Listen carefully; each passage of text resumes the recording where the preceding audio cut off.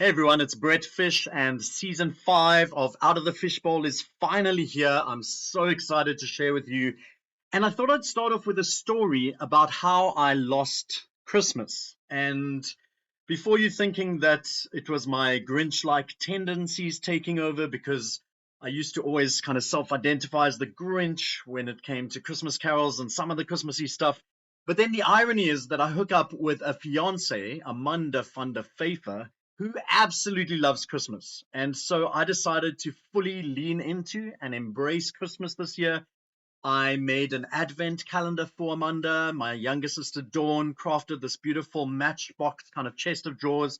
And there were 24 matchboxes, each one with a little number, and each day had a little piece of paper inside of it that directed Amanda to a gift, which might have been something that I wrote or something that I put together, or a bottle of something that she enjoys, or an experience, or a mounted photograph, or whatever it was. 24 days of showing her that I can embrace Christmas and embrace her at Christmas. And it was absolutely amazing. And then the plan was that we were going to go across to her folks on the 23rd and spend Christmas Eve with them, and then go to my folks on the 24th and have Christmas lunch. But I'd been struggling with a little bit of flu, and so we moved across to Amanda's home, or Amanda's folks' house, and I was staying in the guest room. And on the evening of the 23rd, I suddenly was man down. And for the next couple of days, this thing that later turned out to be a stomach bug continued. And I could not eat anything. For 4 days, I think Christmas Eve, I ate 2 tiny pieces of meat, which was a really bad idea, but didn't eat anything beyond that. I lost 7 kgs. And I think the Christmas miracle is that most of that weight is still off. So I'm leaning into that as the silver lining. But I spend most of my time in bed with the fan on, or visiting the golden throne room, doing throne room things. And Christmas kind of happened around me. I didn't even go to my folks. I think I only saw them on about the 27th or the 28th. I ended up having to go to the doctor and having an ECG, and it was hectic. And so, in a sense, I lost Christmas, or I lost my experience of it. First Christmas with the in-laws to be, and I was hardly even there. But a huge shout out to Amanda's family in particular, huge avid podcast fans, and they really took care of me at that time. So to Tertia and to Louis and to Big Mornay, and of course Amanda, and then a big shout out to Gert, my friend. But the family just really nursed me, looked after me, gave me liquids, and really saw me through it. And the one other thing that kind of helped me get through that time was this phrase that I had in mind. And it's kind of a mantra or a philosophy or something like that. And I thought, given the state of the world right now, which is kind of in chaos, Donald Trump has just been elected president of the States again. There is the ongoing violence in Palestine, Israel, South Africa politics, and just general day-to-day is in a mess, and there's Congo and Sudan, and just chaos everywhere. And then a lot of people in their individual lives are going through so much. People have lost jobs, people have lost people they care about, relationships are broken. There's just so much going on. And so this phrase that got me through Christmas and has helped me through many other times is this idea that this too shall pass. And so while I was struggling with the sickness and I wasn't able to eat and I was feeling so completely bad, I knew that it wasn't going to be forever. I knew there was going to be a time when I'd be feeling well again, and I looked forward to that. That was the light kind of leading me forwards. And so that's why I thought it would be a really good idea to start this new season with a topic that relates to all of us at some time or other, and is maybe relating to some of you right now. And so as we go into Out of the Fishbowl, we're going to start with episode 1, This Too Shall Pass.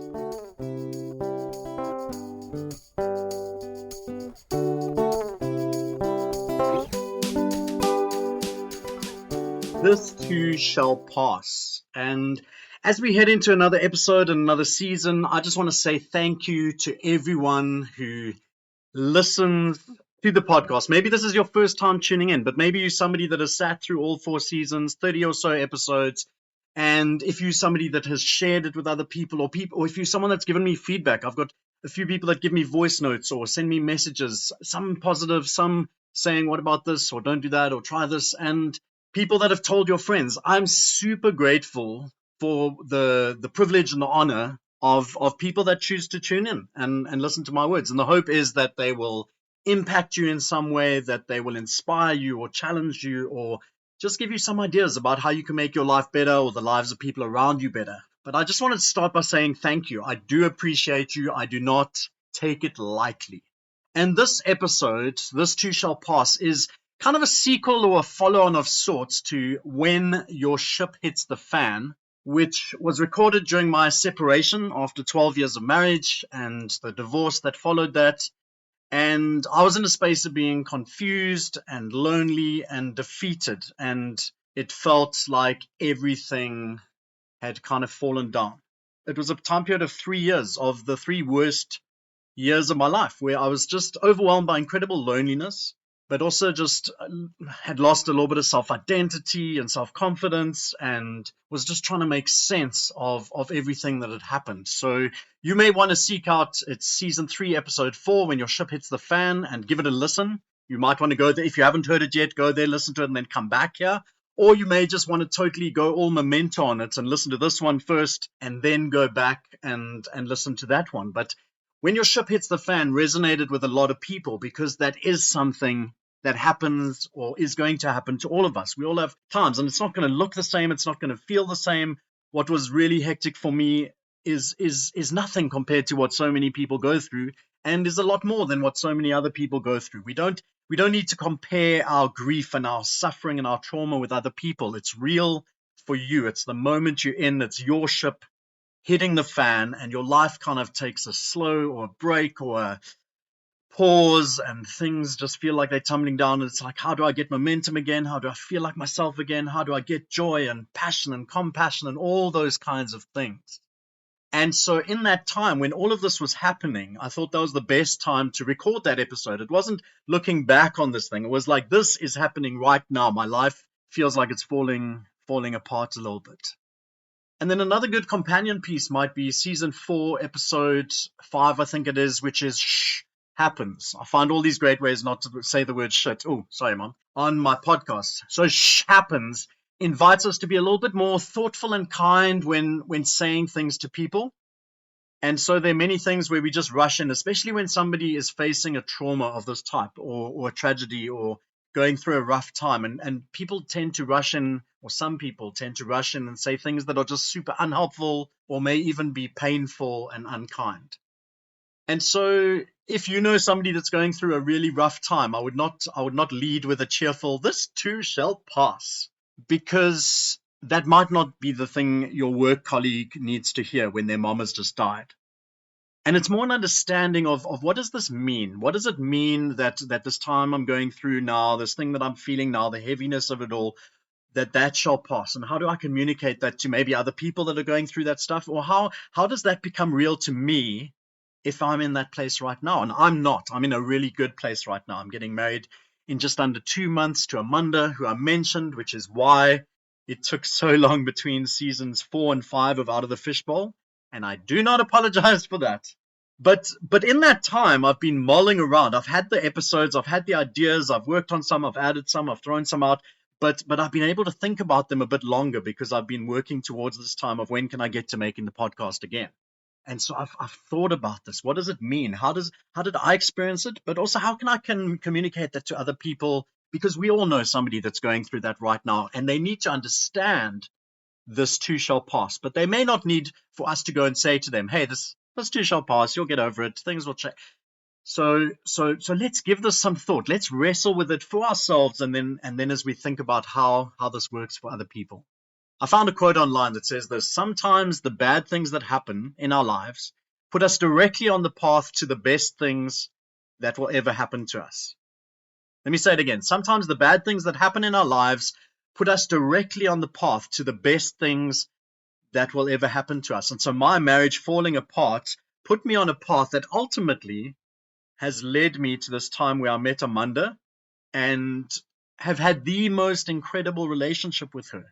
Self-identity restored, somebody who's cheering me, someone who's finding countless ways to love me and let me know I'm valued, and somebody that I can love and let her know that she's valued. And we so very much looking forward to kind of this time of getting married, of being more officially joined together, of moving in together, of living our lives together.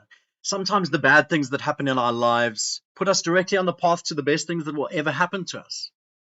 And I don't think it's a mentality like what some people, again, those unhelpful things people say, like, oh, this bad thing happens so that something good can happen. I don't think or am necessarily of the train of thought everything happens for a reason, except sometimes the reason is that we're stupid and we do stupid things. But it is interesting that we learn some of our best lessons when things are hard, when things are rough. And so when things have been stripped away from us and we are sitting with the pain and we're sitting with what feels like trauma, maybe we're sitting with grief, then we often get a clarity because the some things don't matter anymore. Making money doesn't matter. Going out, becoming famous, having a million listens on your podcast, like those things don't matter. You're just trying to get through the day. You're just trying to rediscover yourself. You're just trying to wonder, will I ever be happy again? Will I find that, will the joy carry me through?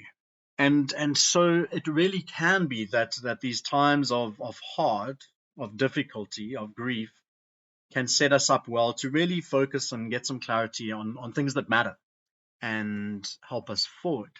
And then another quote that I read says, don't wait for things to get better. Life will always be complicated. Learn to be happy right now, or else you'll run out of time.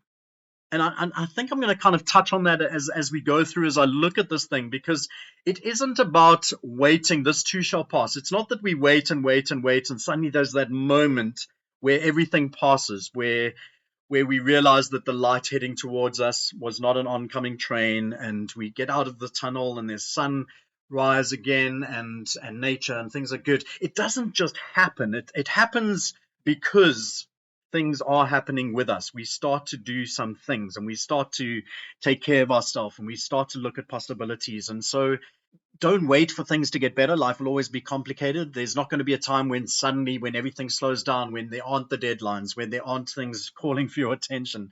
Learn to be happy right now, or else you'll run out of time. And I'd probably use the word joy rather than happiness, because I think happiness relates to circumstances. So if someone gives me a chocolate, I'm happy. If I get a promotion, I'm happy. If I win the hockey game, I'm happy.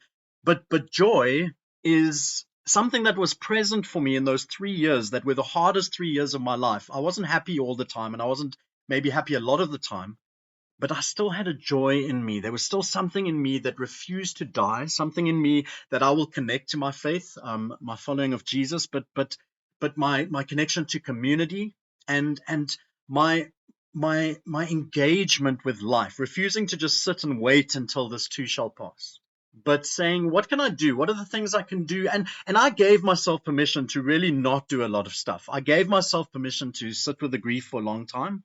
And I think that's important and necessary. And so as we grapple with this idea of this too shall pass, let's consider, what do we do in that space? We don't just sit there passively. And I think that if we dwell in the place of darkness, of hurt, of pain, of suffering, and we sit as if we believe that this shall not pass, if we believe it's not going to get better, if we give up and we believe this is the way it's going to be for the rest of our life, then I think it will drag us down. And I think the outcome will be really negative. And so, as I said before, we need to come to the point where we realize the light at the end of the tunnel is not an approaching train. And that light at sometimes might seem so very far away, but as long as we can see it, and as long as we can find it in ourselves to keep on taking a step or dragging ourselves or getting the people around us to kind of drag us forward, the light will get closer and closer, and there will be that moment when this too shall pass. It's not going to be like this forever. But even as I say that, I think one thing that is important before we get to that point is don't rush past grief, but rather sit in it, feel it. It was really helpful for me to really grieve the fact that my marriage was over.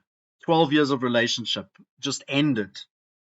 Somebody didn't want to be with me anymore. Somebody chose not to continue the journey with me. And it is good that I was hurt by that.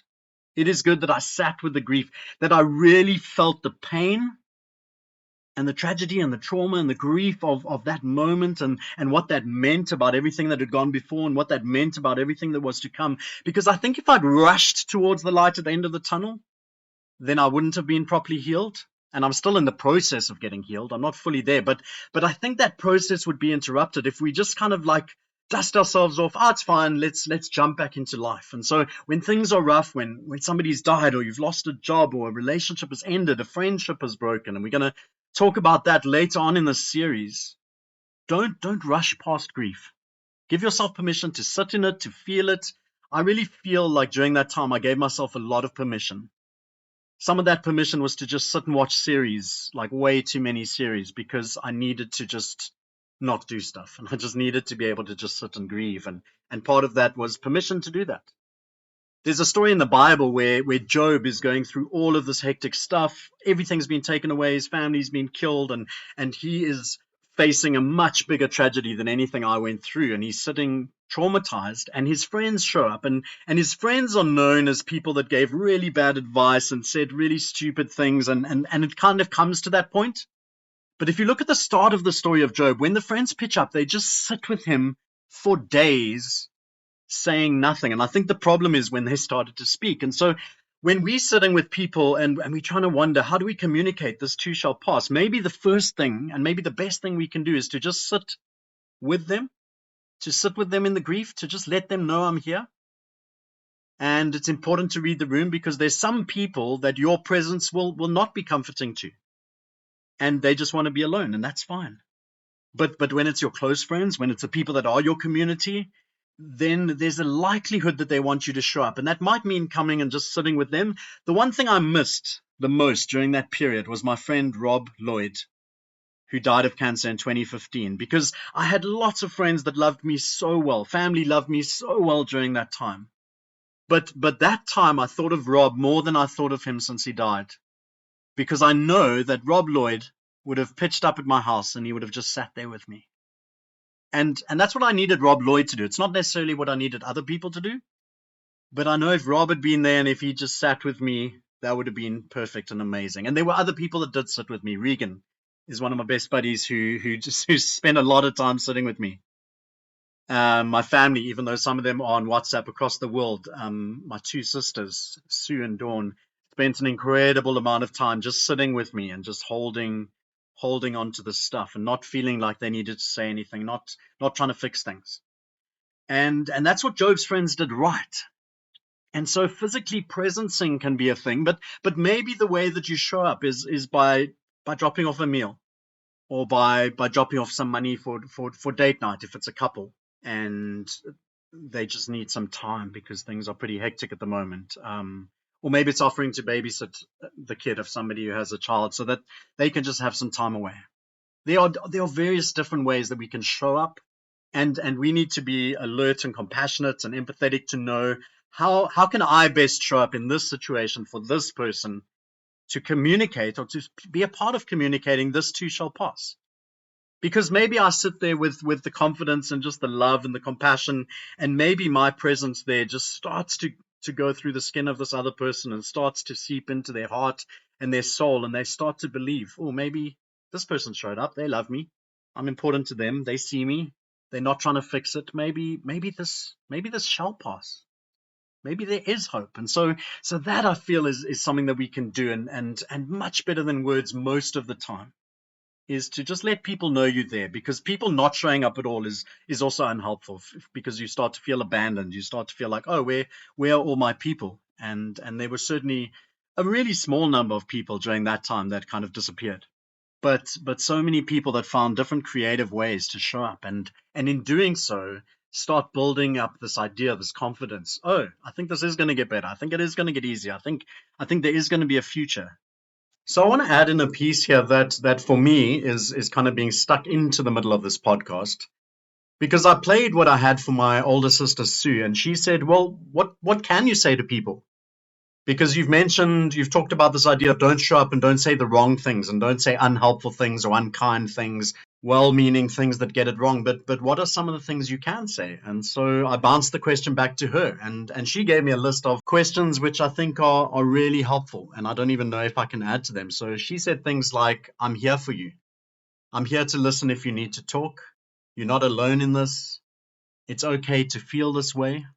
And just listening to the kinds of questions she was talking about, it's the sense of affirmation, the sense of presence. I'm here. What can I do for you?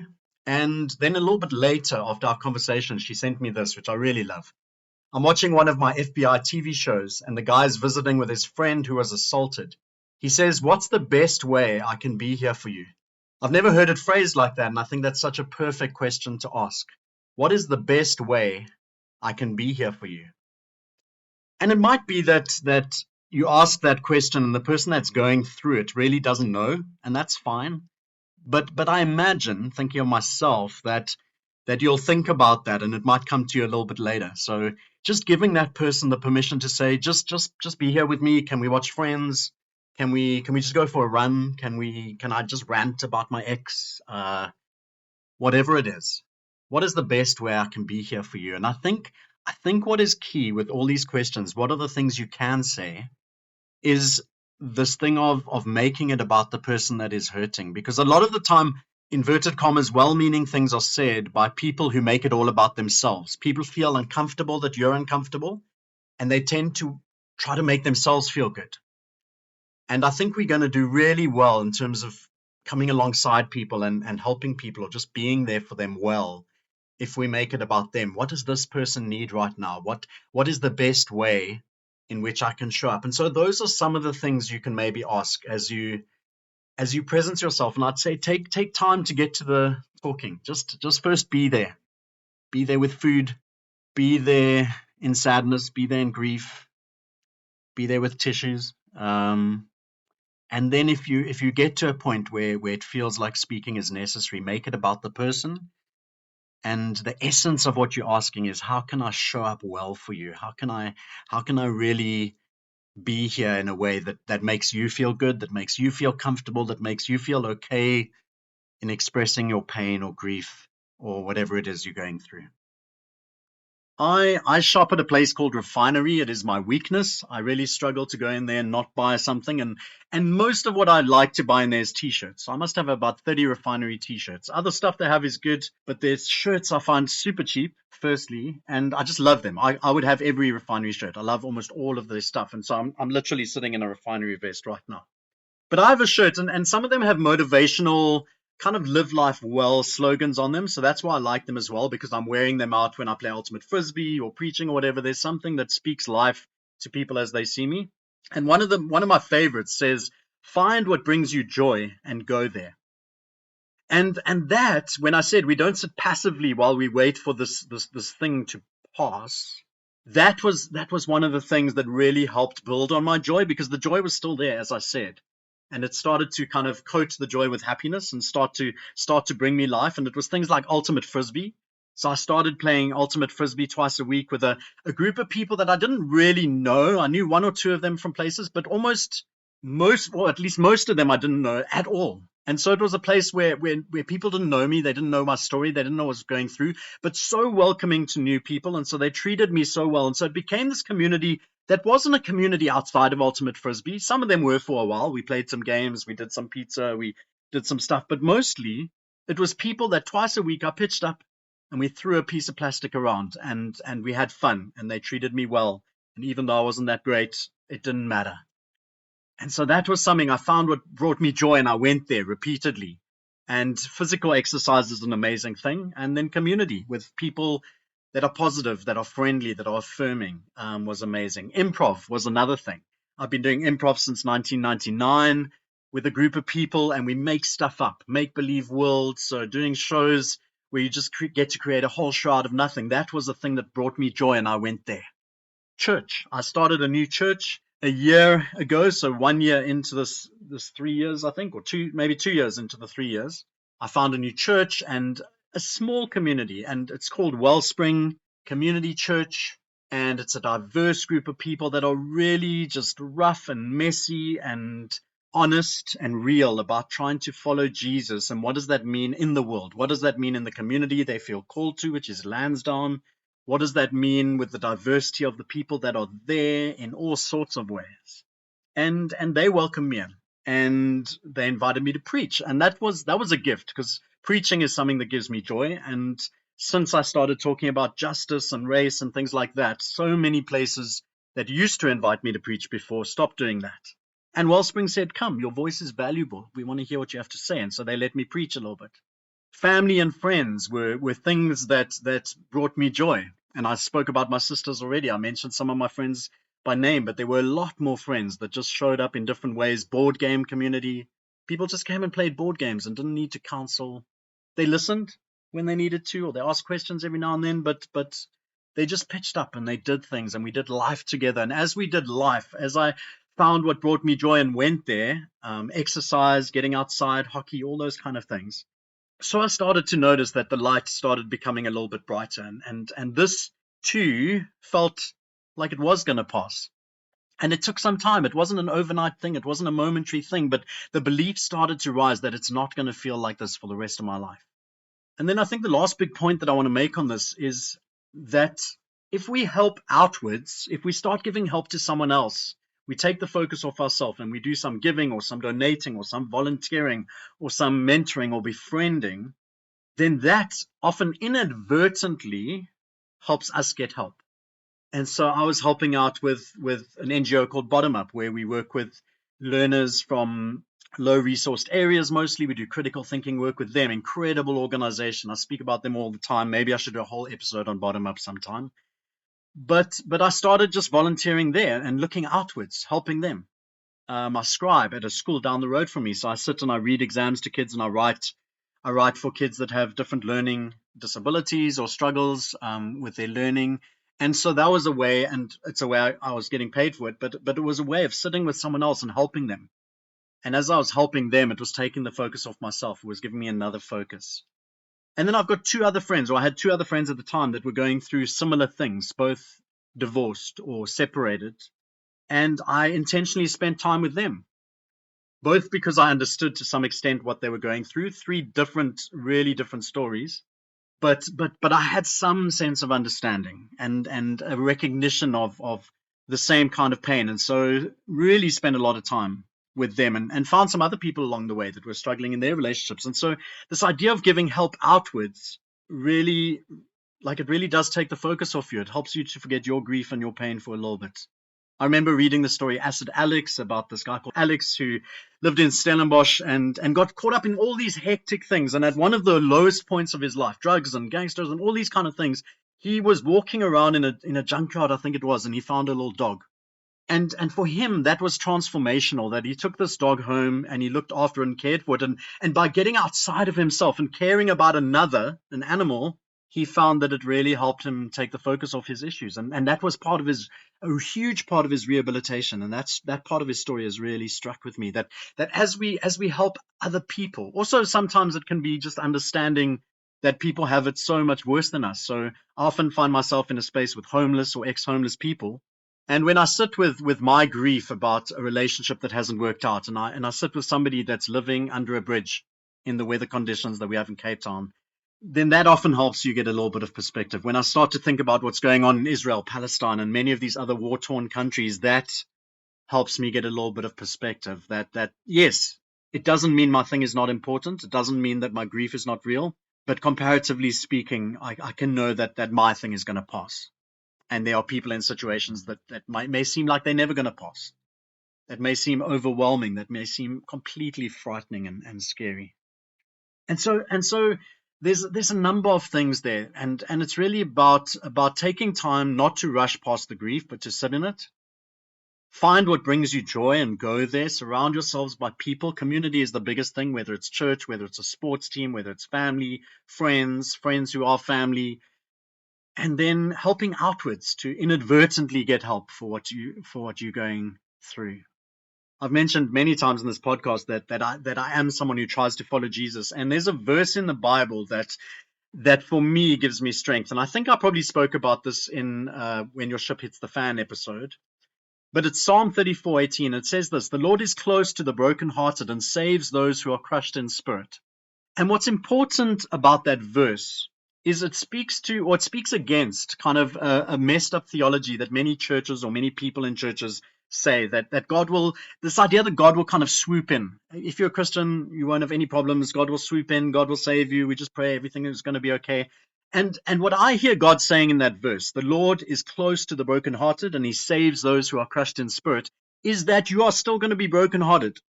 And you are still going to be crushed in spirit. And I'm not going to wave my magic wand and make it all go away. The Lord is close to those who are brokenhearted. The Lord saves those who are crushed in spirit. God is saying, I will be there. I will be present in your pain and in your suffering. And as a believer in God, as a follower of Jesus, that gives me hope and life and joy. But even for those of you that are listening that are not, I think the same kind of message still applies. There is going to be most of the time, there's going to be no magic wand that just waves and suddenly your problems mysteriously and magically go away. But how do you find people that will presence themselves with you so that you're not alone in those times? That will get you to the point where this has passed. And the this too shall pass is a process. I think I mentioned that already. It's not an overnight thing. It is gradually. And what's helped me is in this relationship with Amanda has helped speed the thing up dramatically. My relationship with the people in my new church has helped speed this thing up dramatically. My sisters and their involvement has helped speed this thing up dramatically as people have come alongside me and encouraged me and prayed with me and cried with me and taken me out to do things and all that kind of thing. They have reinforced the message that it sucks now and it's horrible and what happened was wrong and was not okay and was messed up and I wish it hadn't happened, but this too shall pass. I hope you find those words encouraging, and I hope whether this message is for you or if it's for somebody that you know that is going through it right now and you're wondering, like, how do I help them without screwing it up? Like, I probably am not going to pop in and be like, hey, this too shall pass. Get over it. Move on. No, let's show up. Let's presence ourselves. Let's sit with people. Let's show people that this too will pass. I remember there was one other quote I heard while I was planning this episode that I thought fits absolutely perfectly. And it goes like this. This too shall pass. It might pass like a kidney stone, but it will pass. And I've never had kidney stones, but I know a number of people that have. And they have said it is not the most pleasant thing. And I think that is the heart of this, really, that it's not necessarily going to be easy. It's not going to be overnight. It's not going to be a wave of the magic wand. But even if it is super painful, even if it takes a while, even if it takes time to regroup and mend and heal afterwards, just hold on to the fact and the knowledge that this too shall pass. Thank you, everyone, for listening. I hope that this has been helpful, meaningful, inspirational. And if you enjoyed this episode, please tell someone else about it. Share a link, tag your friend, tell people. If you know somebody that this might specifically be for, then just say, hey, I think this might help you right now. And maybe that's a more gentler way of doing this too shall pass instead of just kind of bouncing in and throwing it at them. But hey, I heard this thing that may or may not be something that's valuable to you. And so, yeah, if you have listened for the very first time, then I want to encourage you. There are 4 other seasons, about 30 episodes to go back and listen to. If you've listened to a bunch of episodes but haven't heard them all, go back and look for one you haven't kind of heard yet. There are a lot of fun episodes. There are challenging and inspirational things. And I'm very excited about the episodes that are to come in this season. So please continue to listen. Continue to listen,